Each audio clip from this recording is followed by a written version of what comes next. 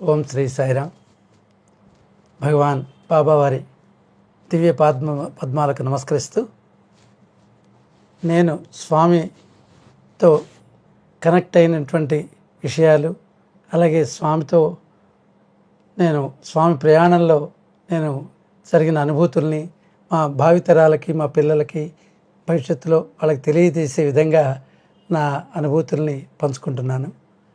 స్వామివారి దివ్య అనుగ్రహాశిస్తులతో. మరి నా పేరు నారాయణ. నేను ఒక 38 సంవత్సరాలు government national institute of nutrition జాతీయ పోషకాహార సంస్థలో సీనియర్ టెక్నికల్ ఆఫీసర్గా స్వామి అనుగ్రహంతో బాధ్యత నిర్వహించి 2022లో రిటైర్ అయ్యాను. స్వామితో మా కుటుంబ సభ్యులందరూ కూడా మరి ఈ రోజున స్వామి మార్గంలో, స్వామి కార్యక్రమాల్లో పాల్గొంటున్నందుకు, తెలియజేస్తున్నందుకు నాకు ఎంతో ఆనందంగా ఉంది. మరి ముఖ్యంగా మొట్టమొదటిగా మా భార్య సతీమణి, ఆమె స్వామి కార్యక్రమాల్లో పాల్గొనటం, ఇక్కడ మా కాలనీలో ఉన్నటువంటి ఆశ్రమంలో మరి ఆవిడ వెళ్తూ ఉండటం, చిన్నపిల్లల్ని, మా పిల్లల్ని కూడా తీసుకువెళ్ళటం, అలా స్టార్ట్ అయింది మా జర్నీ. మాకు 2 పిల్లలు, ఒక అమ్మాయి, ఒక అబ్బాయి. వారికి స్వామి అనుగ్రహంతో మ్యారేజెస్ కూడా అయిపోయినాయి. వాళ్ళకి పిల్లలు. ఇవాళ రోజున అందరూ, మా అబ్బాయి, అమ్మాయి, కోడలు, పిల్లలు, చిన్నపిల్లలు కూడా స్వామి బాబా బాబా అంటూ ప్రతిరోజు భజనలకి, అన్ని కార్యక్రమాలు పాల్గొంటున్నందుకు నాకు ఎంతో ఆనందంగా ఉంది. మరి ముందుగా నాకు స్వామితో మా భార్య గారు, తను ఇక్కడ లోకల్గా కాలనీలో ఉన్నటువంటి ఆశ్రమంకి, భజన కార్యక్రమాలకి అట్లా వెళ్తూ ఉండేది. నాకు అప్పట్లో అంత ఇది కార్యక్రమాల్లో పాల్గొనేటువంటి అవకాశం రాలేదు. కానీ తర్వాత మరి వాళ్ళ ఇంట్లో భజన పెట్టుకుంటున్నప్పుడు కూడా మొదట్లో నేను ఉండగలిగేవాడిని కాదు. తర్వాత కొన్ని రోజుల తర్వాత స్వామి అనుగ్రహంతో ఒక చక్కటి, మా దగ్గరలో దక్షిణామూర్తి గారని చాలా సీనియర్ 85 ఏళ్ళు వయసున్న ఆయన సత్సంగం చేస్తున్నారు. నేను అనుకోకుండా అక్కడ విని వెళ్ళటం జరిగింది. వారి ఇచ్చిన ఆ రోజు, అది 30 ఏళ్ల కిందట జరిగిన సంఘటన. అప్పుడు వారు ఇచ్చినటువంటి సత్సంగంలో చెప్పిన విషయాలు నాకు ఎంతో ఆకట్టుకుని, అంతకుముందు ఎంతోమంది మన డివోటీస్ వచ్చి మీరు స్వామి కార్యక్రమంలో పాల్గొనాలని చెప్పినా కూడా మరి స్వామి అనుమతి లేదేమో, నేను పాల్గొనలేకపోయాను. కానీ అప్పుడు ఆయన సత్సంగం విన్న తర్వాత నాకు చాలా ఆనందం వేసి, అప్పటి నుంచి నేను కూడా కొన్ని భజనలో కార్యక్రమాల్లోనూ కొన్ని కార్యక్రమాలు పాల్గొనడం జరిగింది. ఆ తర్వాత కొద్ది కాలంలోనే, అంటే దాదాపు ఇది 1990లో ఆ ప్రాంతంలో జరిగింది. దాని తర్వాత ఒకసారి నేను ఇంకా భజనకు వెళ్ళటం, సమితికి వెళ్ళటం అనేది ప్రారంభమైన తర్వాత ఇక స్వామి నన్ను ఎక్కడ ఆపలేదు. వెంట పెట్టుకుని ఎన్నో కార్యక్రమాల్లో, చక్కటి కార్యక్రమాల్లో ఆనందంగా పాల్గొనేటట్టు చేశారు. ముఖ్యంగా అప్పుడు నేను ఒక సమితికి సేవాదళ్ కోఆర్డినేటర్గా బాధ్యతలు స్వామి అప్పగించారు. అది దాదాపు ఒక 10 సంవత్సరాల పాటు చేశాను. తర్వాత నాచారం సమితి 2008లో కన్వీనర్కి బాధ్యతలు అప్పచెప్పడం. అప్పుడు కూడా 2014 వరకు ఆ కన్వీనర్ బాధ్యతలు అప్పగించే స్వామి ఎన్నో కార్యక్రమాలు మా ఇంట వెంట జంట ఉండి నడిపించారు. నిజంగా నాకు అవి చక్కటి అనుభూతి పొంది ఎంతో ఆనందించినటువంటి కార్యక్రమాలు. వాటిలో ముఖ్యంగా ఈ రెగ్యులర్ కార్యక్రమాలతో పాటు కొన్ని మనకు ఇక్కడ వెంకటాపురం అని తురకపల్లి, అంటే దాదాపు 55 కిలోమీటర్ దూరంలో తురకపల్లి మండలంలో వెంకటాపురం ఉన్న గ్రామం మేము అప్పట్లో దత్తత తీసుకోవడం జరిగింది. ఆ గ్రామంలో 1200 కుటుంబాలు ఉన్నాయి. ఆ 1200 కుటుంబాలు కూడా అక్కడ వాటర్ లేదు అప్పట్లో. ఇది 2007లో మేము సర్వే చేసినప్పుడు వాటర్ లేదు, ఫ్లోరైడ్ బాగా 4.8 ppm ఉన్నది. అక్కడ అందరికీ పళ్ళు గారబట్టి, తర్వాత చేతులు వంకర్లు ఉండి ఇలాంటి బాధతో ఉన్నారు చాలామంది. వాళ్ళు ఒకటే కోరారు. మేము వెళ్ళినప్పుడు సర్వే చేశాము. ఆ సర్వేలో హెల్త్ చెకప్ అందరి చేయడం జరిగింది. ప్రతి వాళ్ళకి ఈ ఫ్లోరైడ్ ప్రాబ్లం ఉన్నట్టు మేము గమనించి, తర్వాత వాళ్ళు మాకు ఒకటే చెప్పారు, మా స్వామిని ప్రార్థిస్తున్నాం, మాకు వాటర్ కావాలి, మంచినీళ్ళు కావాలి, తాగేటువంటి నీళ్ళు లేదని ఇది చేసినప్పుడు మాకు ఎంతో ఇదనిపించింది. మేము చెప్పాము, మా చేతిలో మీరు స్వామిని ప్రార్థించండి, స్వామి తప్పకుండా మీకు ఈ వాటర్ ఇస్తారు, మీరు ప్రే చేయండి అన్నాం. అయితే ఆ ఒక సంఘటన చెప్పాలి. అప్పుడు 2008లో అక్కడ ఒక నరసింహస్వామి దేవాలయం ఉంది గుట్ట మీద. అది మన యాదాద్రి నరసింహస్వామికి ఉన్నంత ప్రాశస్త్యం అక్కడ కూడా ఉన్నది. దీనికి ఏంటంటే వాళ్ళు మే 15 సుమారుగా అంటే వైశాఖ పౌర్ణమికి కళ్యాణం చేస్తారు ఆ దేవాలయంలో. ఆ కళ్యాణానికి ప్రపంచంలో ఎక్కడున్న గ్రామస్తులు, పిల్లలు అందరూ కూడా ఆ రోజు తప్పనిసరిగా వస్తారు. మాకు అప్పటికి నీళ్ళు ఇప్పించండి స్వామి, మీరు ఎట్లయినా చేయండి, నీళ్ళు ఇప్పించండి అని వాళ్ళు పాపం మమ్మల్ని ఎంతో రిక్వెస్ట్ చేశారు. నేను అది నీళ్ళు ఇప్పించమంటే అది మా చేతిలో కాదు, స్వామి కరుణించి స్వామి మీరు ప్రే చేయండి, స్వామి తప్పకుండా అనుగ్రహిస్తారు అని చెప్పడం జరిగింది. తర్వాత మార్చిలో మేము అది హెల్త్ చెకప్ చేయటం, మెడికల్ క్యాంప్ నిర్వహించడం ఎంత జరిగింది. ఆ తర్వాత ఆలోచన చేశాము, మరి మా సభ్యులతో వాళ్ళు పాపం చాలా వాటర్ లేక ఈ ఫ్లోరైడ్తో బాధపడుతున్నారు, ఎట్లయినా అక్కడ ఒక ఆర్ఓ ప్లాంట్ మనం చేద్దాము, ఇది పెద్ద బడ్జెట్ అనుకుని మరి స్వామిని ప్రార్థించుకుని ఒకసారి భజనలో మా భక్తులందరూ కూడా తెలియజేయడం జరిగింది. వాళ్ళందరూ కూడా మరి అలాగే చేద్దామని చెప్పి ముందుకు వచ్చి అందరి ముఖ్యంగా స్వామి అనుగ్రహంతో మేము యాక్చువల్గా అప్పట్లో అంటే ముఖ్యమైన డేట్స్ అంటే అప్పుడు మంచి రోజులు లేవని చెప్పేసి ఒక ఇది ఉంది, ఎప్పటిదాకా ఉన్నాయని మేము ఇనాగరేషన్కి డేట్ ముందు చూసి ఏప్రిల్ 28వ తారీఖు ఆఖరి ముహూర్తం, దాని తర్వాత మళ్ళీ 6 నెలల దాకా మీకు లేదు అన్నారు.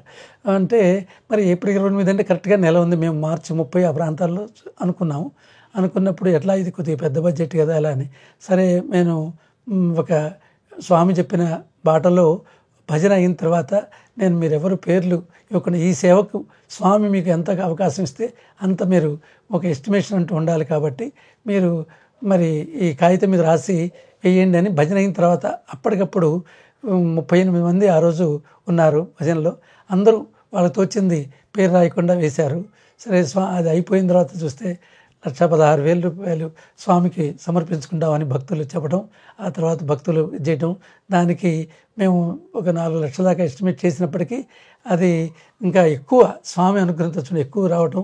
తర్వాత ముఖ్యంగా ఏంటంటే వాళ్ళు ఏదైతే ప్రార్థించారో అది మేము ఏప్రిల్ 2వ తారీఖున శంకుస్థాపన చేసామండి.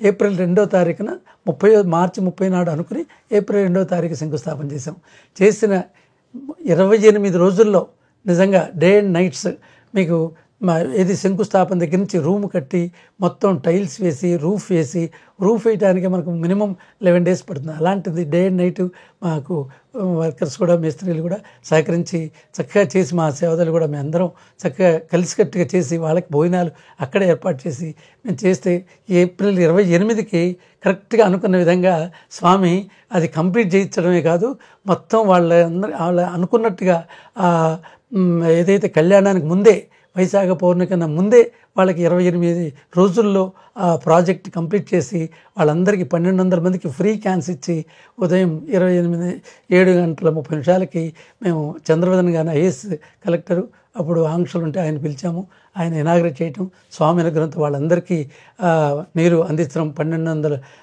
గృహాలకి క్యాన్లు వాళ్ళకి సప్లై చేసాం. ఆ రోజు నుంచి ఈ రోజుకు స్వామి అనుగ్రహంతో నిర్విఘాటంగా చక్కగా వాళ్ళు మెయింటైన్ చేసుకుంటూ చక్కగా అది జరుగుతోంది. చక్కటి కార్యక్రమం. అప్పటి నుంచి అదంతా ఫ్లోరైడ్ వాళ్ళకి పోయింది, ఏమీ లేదు. తర్వాత ఎన్నో కార్యక్రమాలు అక్కడ మేము వరి వంగడాలు P65 వరి వంగడాలు గుంటూరు నుంచి తెచ్చి అక్కడ రైతులకు ఇవ్వటం, అది డబుల్ క్రాప్ వచ్చింది, వాళ్ళు ఎంతో ఆనందించారు. అట్లాగే మేము సాయి వ్రతాలు చేయటం, సప్తాహం చేసాం. వారం రోజుల పాటు అక్కడ ఉండి అక్కడ మగవాళ్ళు ఆడవాళ్ళు కూడా సేవలు ఉండి డే అండ్ నైట్ ఉండి చక్కటి ఉదయం నగర సంకీర్తనలు 5 గృహాల్లో నగర సంకీర్తనలు, అలాగే ఉదయం సేవా కార్యక్రమాలు, ఒక మెడికల్ క్యాంప్ ఏంటి, ఒక రైతు సదస్సు ఏంటి, అట్లా ప్రతిరోజు ఒక సేవా కార్యక్రమం. తర్వాత సాయంత్రం కార్యక్రమంలో కల్చర్ ప్రోగ్రామ్, ఆధ్యాత్మిక ప్రోగ్రాం, హరికథ, అట్లాగే అక్కడ సాంస్కృతిక కార్యక్రమాలు ఇవన్నీ చేసి వారం రోజుల పాటు అక్కడే ఉండి ఎంతో ఆనందంగా, ఎట్లా అంటే వాళ్ళు గ్రామస్తులందరూ కూడా ఎంత ఆనందించారు. వాళ్ళు ప్రొసెషన్, మన రథం, మనం పల్లకి సేవలో అందరూ పాల్గొన్నారు. అందరూ మొత్తం ఊరంతా వచ్చేసి చక్కగా స్వామి దివ్య చిత్రపటాన్ని పట్టుకుని అవి చేసి ఇప్పటికి కూడా ఫోటోలు ఉన్నాయి. అది నిజంగా నేను మరుపురాని ఇది.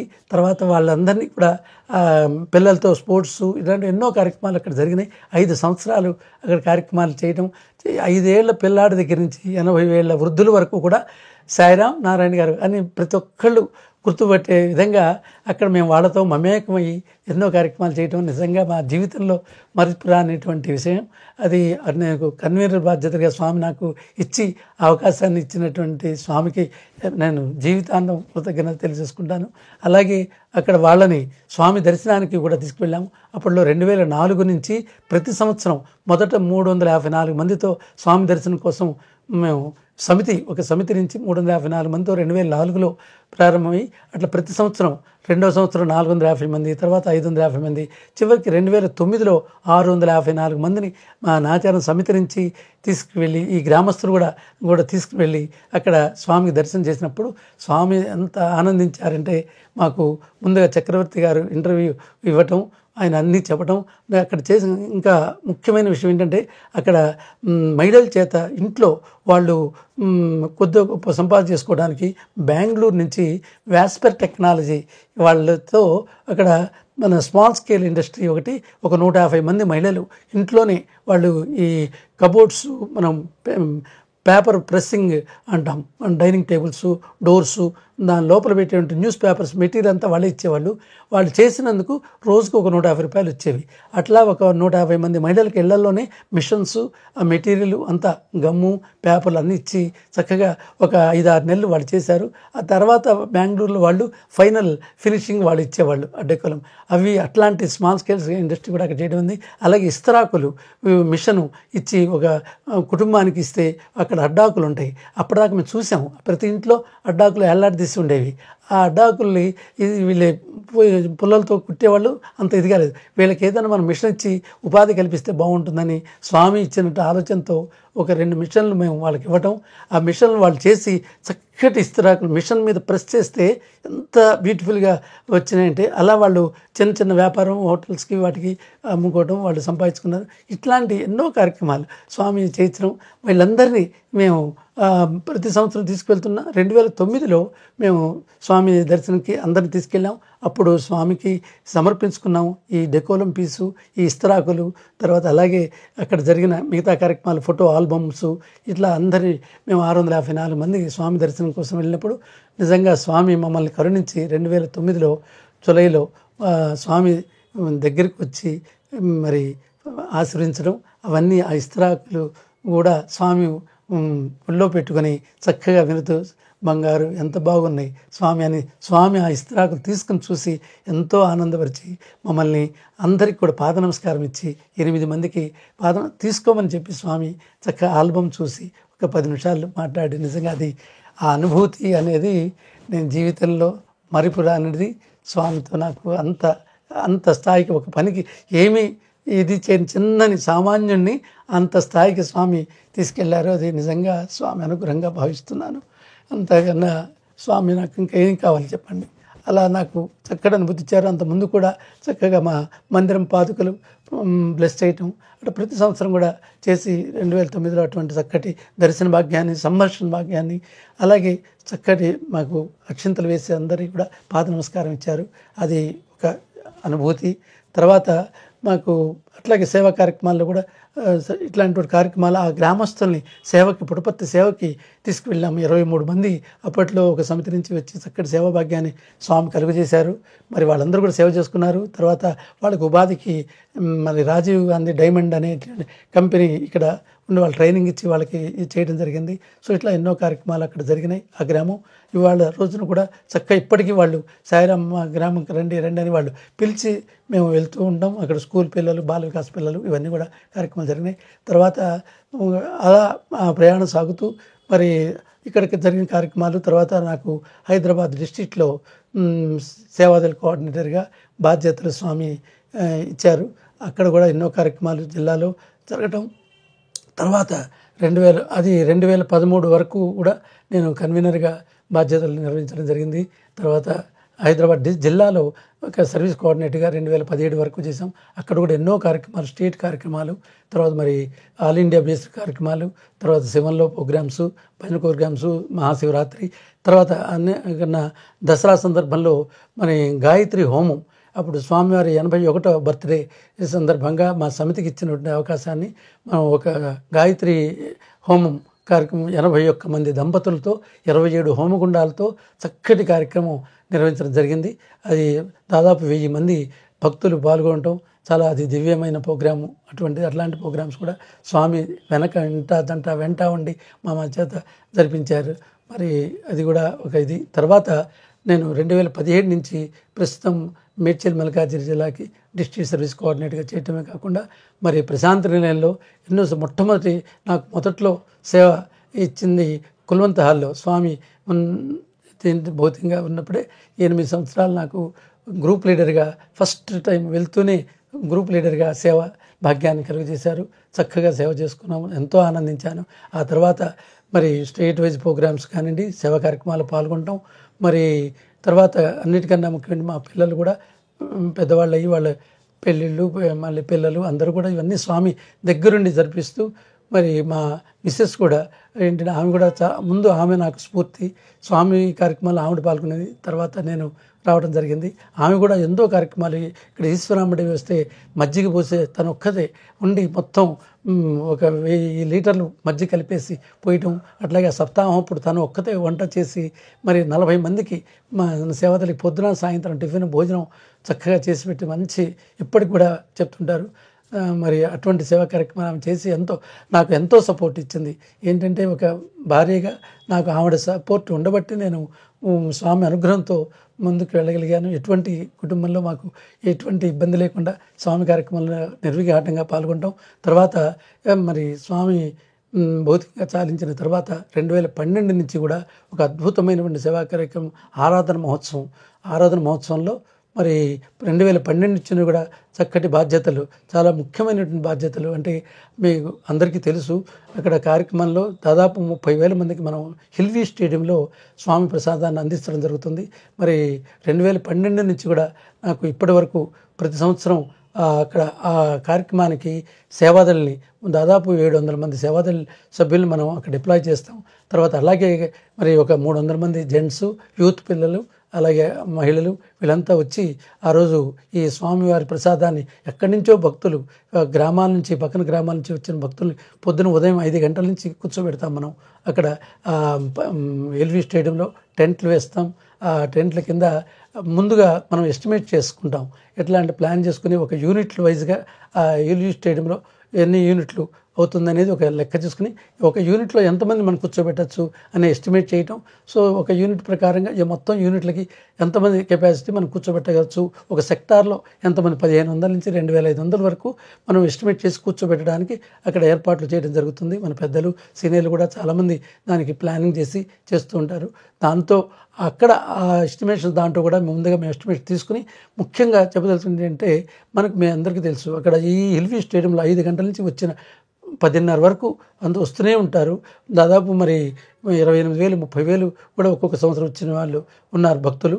ఇక్కడ వాళ్ళు వస్తున్నది ఏదో స్వామి చీరకో రాకపోతే దవతి కాదండి, స్వామి ప్రసాదం మాకు అందాలి, స్వామి ప్రసాదం ఈరోజు మేము తీసుకోవాలి అనేటువంటి ఎంతోమంది భక్తులు ఎంతో దూరాల నుంచి వచ్చి వాళ్ళు పాపం స్వామి ప్రసాదం కోసం అక్కడ మరి వస్తారు. అటువంటి భక్తితో ఉన్న భక్తులకి సేవ చేసే భాగ్యం స్వామి మాకు కల్పిస్తున్నారు. మరి అంత పెద్ద మహోత్తమైనటువంటి కార్యక్రమం నిర్వహించాలంటే అది ఒకళ్ళు ఇద్దరు కాదు, స్వామి నడిపిస్తున్నారు కాబట్టి జరుగుతుంది. మరి అటువంటి కార్యక్రమంలో ఈ సేవాదళని ఎవరిని ఎక్కడ డిప్లాయ్ చేయాలి, మరి ఈ ఒక సెక్టార్లో మనం ఒక సుమారుగా 15 మంది జెంట్స్, ఒక 25 మంది సేవాదళ్ళు, మహిళలు ఉండి 40 మందిని మనం మినిమం డిప్లాయ్ చేస్తాం. అట్లాగే ఒక డిస్ట్రిక్ట్ ప్రెసిడెంట్ బాధ్యతలు నిర్వహించే వాళ్ళని ఇంపార్టెంట్ పెడతాం. అలాగే మెటీరియల్ సప్లై చేయడానికి ఓవరాల్ ఇన్ఛార్జెస్ పెడుతూ ఉంటాం. అలాగే ఇవే కాకుండా మరి స్పెషల్ డ్యూటీస్ ఏంటి, ఇప్పుడు డయాస్ అరేంజ్మెంట్స్ ఎవరు చూడాలి, పోలీస్ డిపార్ట్మెంట్తో కోఆర్డినేషన్ ఎవరు చేయాలి, అలాగే మరి గేట్స్ దగ్గర సెక్యూరిటీ ఎవరు చూడాలి, ఓవరాల్ ఫుడ్ సప్లై ఎవరికి చేయాలి, తర్వాత ట్రాన్స్పోర్టు ఇట్లా అట్లాగే క్లాత్, బటర్ మిల్క్, అట్లాగే వాటర్ ప్యాకెట్స్ ఇవన్నీ ఎవరు డిస్ట్రిబ్యూట్ చేస్తారు, ఎవరు దాన్ని ఇన్ఛార్జ్ చేయాలి, ఇటువంటి మన ఎంతో విఘ్నతతో మనం ఆలోచించి వీళ్ళని అక్కడ భక్తుల్ని, దానికి సీనియర్స్ని ఎవరైతే కరెక్ట్గా ఇది చేస్తారు స్మూత్గా జరుగుతుందని ఆలోచనతో చేసేటువంటి బాధ్యతే అక్కడ సేవాదళ డిప్లాయ్మెంట్. సో ఆ బాధ్యతని అంత మాత్రమైన మహోన్నతమైన బాధ్యతని స్వామి నాకు అప్పచెప్పటం, మరి అది స్వామి ఇంటా జంటా ఉండి ఇవి ఇన్ని సంవత్సరాలు జరుగుతూ వచ్చింది. ఆ బాధ్యత నిర్వహిస్తున్నాను. చక్కగా ఎటువంటి ఇబ్బంది లేకుండా స్వామి జరిపిస్తున్నారు. మొన్న కూడా మాకు రీసెంట్గా 2025 ఏప్రిల్ 24వ తారీఖు కూడా నేను యాక్చువల్గా సెకండ్ బ్యాచ్ సేవకి కంటింజెంట్గా వెళ్ళి సెకండ్ బ్యాచ్ తెలంగాణ రాష్ట్రానికి కంటింజెంట్ ఇన్ఛార్జిగా నిజంగా అది సేవలో అత్యుత్తమైన ఆ 10 రోజుల సేవలో అత్యుత్తమ 700 మంది సేవాదారులు అక్కడ ఉన్న వాళ్ళని చక్కగా వాళ్ళ బాధ్యత చూసుకుంటూ ఆ సేవ సరిగా జరిగేటట్టు చూసుకునే బాధ్యత అనేది చాలా చాలా ముఖ్యమైన బాధ్యత.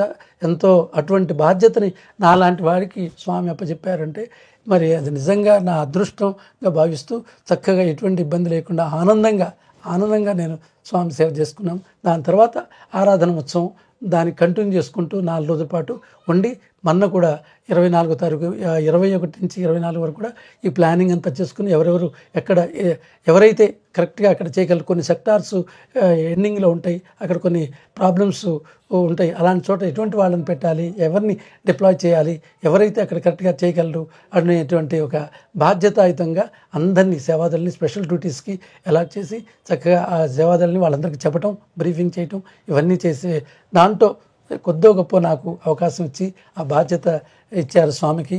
నేను ఇటువంటి మహత్తరమైన బాధ్యతలు చక్కగా సేవా కార్యక్రమాలు ఆనందంగా చేసుకున్నందుకు, తర్వాత స్వామికి అటువంటి బాధ్యత నాకు అప్పచెప్పినందుకు జీవితాంతం నేను రుణపడి ఉంటాను.